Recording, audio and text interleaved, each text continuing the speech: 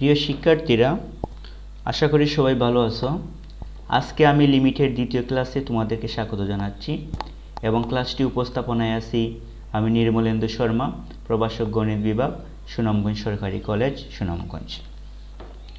গত ক্লাসে আমি তোমাদেরকে লিমিট সম্পর্কে ধারণা দিয়েছিলাম, লিমিটের ডেফিনেশন দিয়েছিলাম, লিমিটের এপসাইলন ডেল্টার ডেফিনেশন দিয়েছিলাম।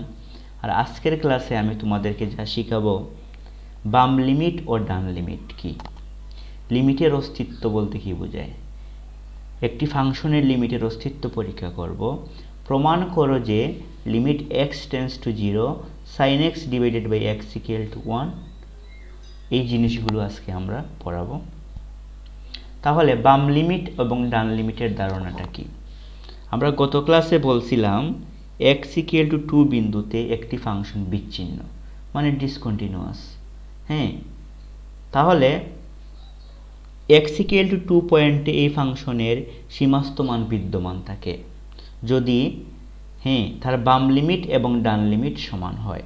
তাহলে বাম লিমিট মানে কি? x ইকুয়াল টু 2 এর কাছাকাছি যদি আমরা বাম দিক থেকে যাই, এর জন্য যদি আমরা সীমাস্থ মান 4 পাই, এবং ডান দিক থেকে যদি x ইকুয়াল টু 2 এর খুবই কাছাকাছি যাই, এর জন্য যদি আমরা সীমাস্থ মান 4 পাই, তখন আমরা বলবো যে একটি ফাংশনের লিমিটের অস্তিত্ব বিদ্যমান। এর মানে কি? বাম লিমিট এবং ডান লিমিট সমান হবে। এখানে দেখো, আমরা x এর মান বাম দিক থেকে 2 এর দিকে যাচ্ছি, এটা হচ্ছে বাম লিমিট। তখন আমরা বাম লিমিট পাবো। আর x এর মান যখন ডান দিক থেকে 2 এর কাছাকাছি যাব, তখন আমরা ডান লিমিট পাবো। আজকের ক্লাসে আমরা বাম লিমিটের ডেফিনেশন দিব। বাম লিমিট, ফাংশনের বাম লিমিটের বলতে বোঝায় x চলক এর যতই সন্নিকটবর্তী হয় তা সব সময় a থেকে ক্ষুদ্রতর থাকে। তাহলে a পয়েন্টের বাম দিকের পয়েন্ট অবশ্যই a থেকে ক্ষুদ্রতম হবে, এবং ফাংশনটি x এর মান সব সময় a এর সন্নিকটবর্তী থাকবে। f of x এর বাম দিকের লিমিটকে limit x tends to a negative f of x equal to l লেখা হয়। আর এই যে limit x tends to a negative f of x equal to l কে আমরা limit h tends to 0 f of a minus h equal to l লিখতে পারবো। তাহলে আমরা a পয়েন্টের কাছাকাছি যাব বাম দিক থেকে। আর a পয়েন্টটা বলছিলাম আমরা বিচ্ছিন্ন একটি পয়েন্ট। তাহলে a পয়েন্টের বাম দিকের পয়েন্টটা a মাইনাস h হবে, this equal to l।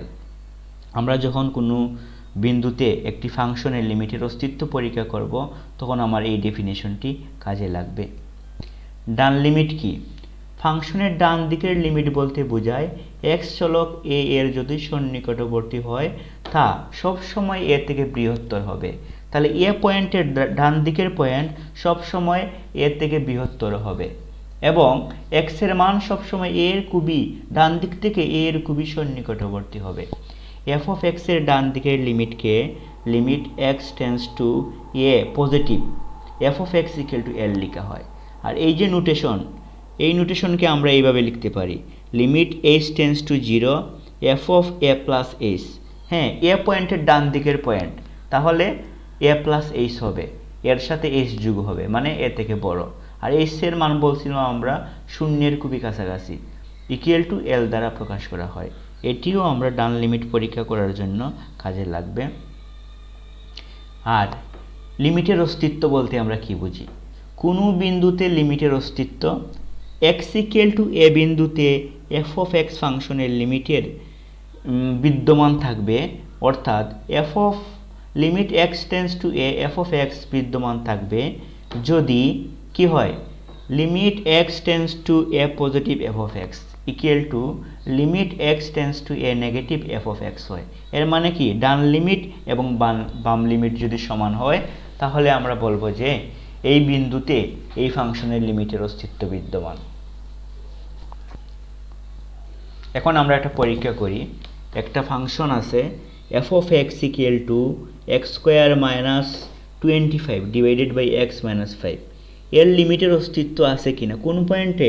x equal to 5 পয়েন্টে। যাচাই করো। তাহলে আমাদের দেওয়া আছে f of x equal two এত, এক্স স্কোয়ার মাইনাস 25 কি আমরা লিখব x square minus 5 square, that means x plus 5 into x minus 5।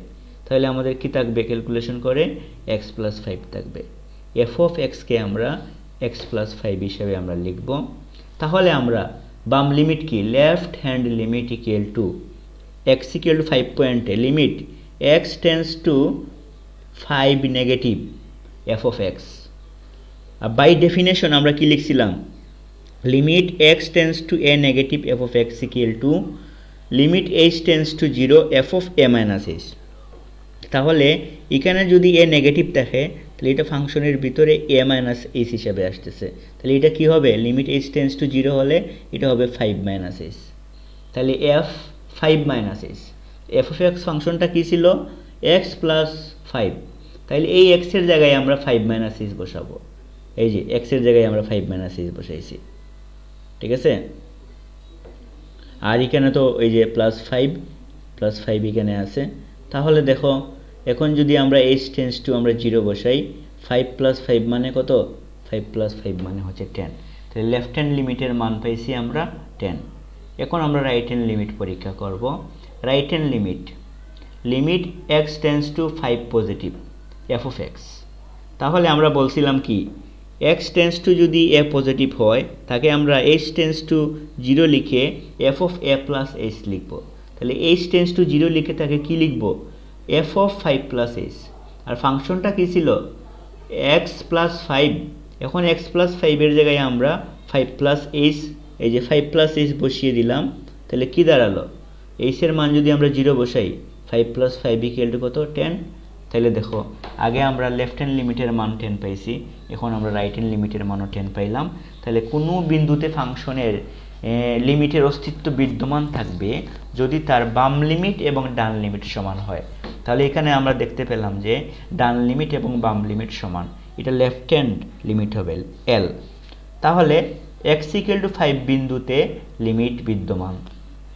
তাহলে বুঝতে পারছি আমরা এইভাবে আমরা একটি ফাংশনের লিমিটের অস্তিত্ব বিদ্যমান কিনা কোনো বিন্দুতে এইভাবে আমরা পরীক্ষা করব। প্রিয় শিক্ষার্থীরা, এখন খুবই গুরুত্বপূর্ণ আমরা একটা উপপাদ্য নিয়ে আলোচনা করব এবং এই উপপাদ্যটি সূত্রের মতো কাজ করবে, একটা ফান্ডামেন্টাল লয়ের মতো কাজ করবে। যেমন limit x tends to 0 sine x divided by x equal to 1। তাহলে আমরা এই উপপাদ্যটি আমরা প্রমাণ করি এবং পরবর্তীতে আমরা এই উপপাদ্যটিকে সূত্র হিসাবেও ব্যবহার করব। প্রমাণ, মনে করি একক ব্যাসার্ধ বিশিষ্ট একটি বৃত্তের কেন্দ্র হচ্ছে ও। দেখতে পারতেছো চিত্রতে, ও একটা কেন্দ্র আর বৃত্ত একটা সার্কেল আছে এবং পি এ কিউ বৃত্তের একটি চাপ। এই যে পি এ কিউ, এটা হচ্ছে বৃত্তের একটি চাপ। ধরি ব্যাসার্ধ ও এ পি কিউ জে কে সমদ্বিখণ্ডিত করে। তাহলে ও এ হচ্ছে বৃত্তের একটা ব্যাসার্ধ আর এখানে একটা জে নিলাম পি কিউ জে।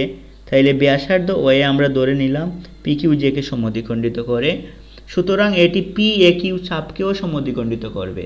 তাইলে দেখো এটা পি এ কিউ যে চাপ আছে এই চাপকেও সমদ্বিখণ্ডিত করতেছে। এখন পি এবং কিউ বিন্দুতে আমরা দুইটা স্পর্শক টানব, পি টি এবং কিউ টি, এবং এই স্পর্শক দুইটি টি বিন্দুতে মিলিত হয়েছে। তাহলে আমরা এখানে যা লিখছি চিত্রতে তা আমরা দেখালাম। পরবর্তীতে আমরা দেখি, আমরা ধরে নিব এ ও পি যে কোণ আছে এই কোণের পরিমাণ ধরে নিব আমরা এক্স রেডিয়ান এককে। কোণ এ ও পি সমান এক্স রেডিয়ান। এখন দেখো, এখন পি কিউ যে আছে, পি কিউ জে থেকে চাপ পি এ কিউ বড়, আর চাপ পি এ কিউ থেকেও পিটি প্লাস কিউটি এর যোগফল বড়। এখানে আমরা দেখতে পারতেছি পি কিউ থেকে পি এ কিউ যেটা বড়, রাউন্ড শেপটা অবশ্যই বড় হবে এবং পিটি প্লাস কিউটি যেহেতু টি বিন্দু আরও দূরত্বে অবস্থিত, সুতরাং এই দুইটা পিটি প্লাস কিউটি এর যোগফল আরও বড় হবে।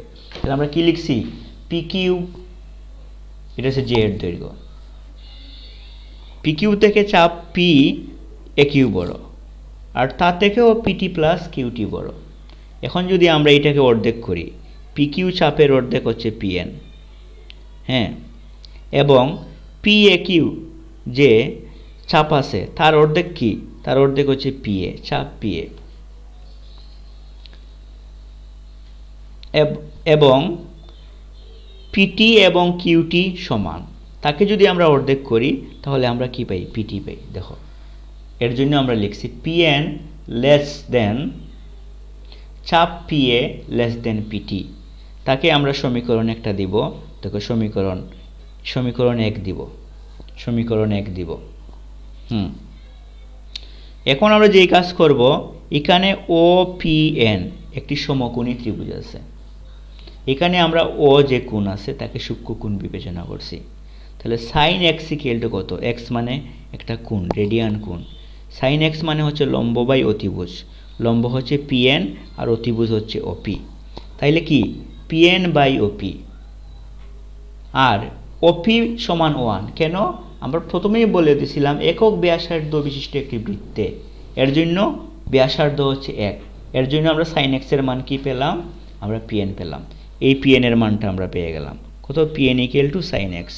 এখন দেখো, আবার আমরা এই যে ওপিএ, এই যে বৃত্তচাপটি, এই বৃত্তচাপটি থেকে আমরা পাবো চাপ ইকুয়াল টু কত? এস ইকুয়াল টু আরটি আমরা জানি। চাপ ইকুয়াল টু কত? ব্যাসার্ধ আর অন্তর্গত কোণ।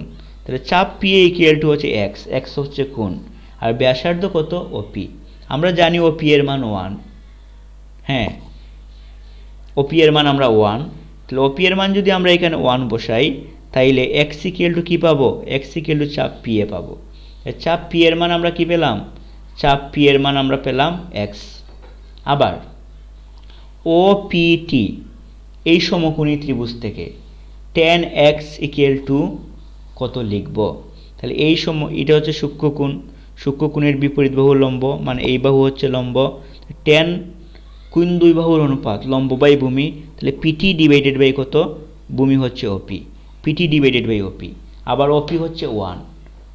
কেন? একক ব্যাসার্ধ বিশিষ্ট বৃত্তে দিস ইকুয়াল টু কত? পিটি। তাহলে এই যে পিটি আছে, এই পিটির মান আমরা 10x বসাই দিলাম।